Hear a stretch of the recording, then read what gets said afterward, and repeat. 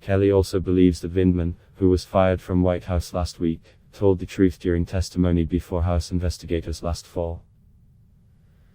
Having seen something questionable in the call, Vindman properly notified his superiors, Kelly said at an event at Drew University, according to the magazine. When subpoenaed by Congress in the House impeachment hearings, Vindman complied and told the truth. He did exactly what we teach them to do from cradle to grave, he said, according to the magazine. He went and told his boss what he just heard. Kelly said that when Vindman heard Trump tell Ukrainian President Volodymyr Zelensky that he wanted the country to investigate former Vice President Joe Biden and his son, Hunter, the ask was for the aid tantamount to hearing an illegal order, The Atlantic reported. Trump and his allies have repeatedly made unfounded and false claims to allege that the Bidens acted corruptly in Ukraine. We teach them, and follow an illegal order. And if you're ever given one, you'll raise it to whoever gives it to you that this is an illegal order, and then tell your boss, Kelly said, according to the magazine. The White House has not responded to requests for comment on Kelly's remarks.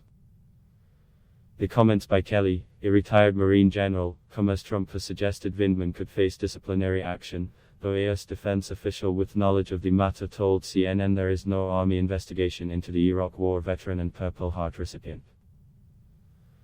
White House Press Secretary Stephanie Grisham called Kelly's comments criticizing the president disingenuous, and said she was disappointed Thursday morning.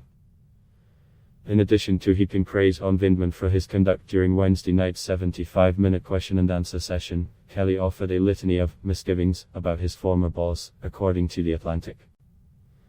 He reportedly took issue with Trump's characterization in 2015 of Mexican immigrants as rapists and criminals, telling attendees that it's wrong to characterize them that way. He also cast doubt on Trump's attempts to get North Korea to denuclearize, saying he never did think Kim Jong-un would do anything other than play us for a while.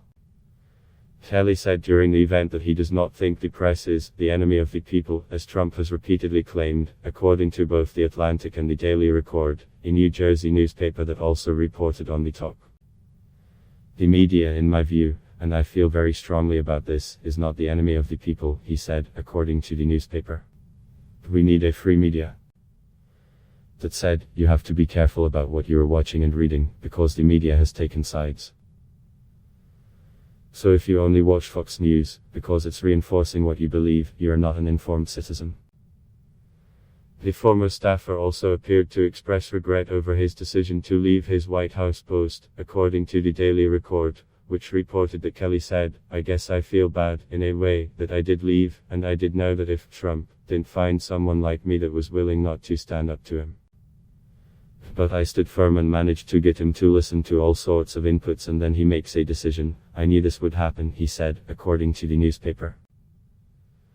During the event, some protesters shouted at Kelly over the administration's now reversed, zero-tolerance policy on the southern border and its travel ban on a number of foreign countries, Peter Nicholas, the article's author, told CNN. The protesters were escorted out, though Kelly handled it well, watching and in some cases trying to answer them, Nicholas said. Kelly, who left the White House under contentious circumstances in January 2019, has occasionally voiced criticisms of the Trump administration since leaving his post, but his comments on Wednesday are perhaps the furthest he's gone in his rebuke of the administration over the last year. Last month, Kelly said he believes John Bolton's allegation that Trump told the former national security advisor that US security aid to Ukraine was conditioned on an investigation of the president's political rivals, adding that Bolton should be heard from. At the time, congressional Democrats were trying to get the Senate to subpoena Bolton to testify during Trump's impeachment trial, but the efforts were ultimately unsuccessful.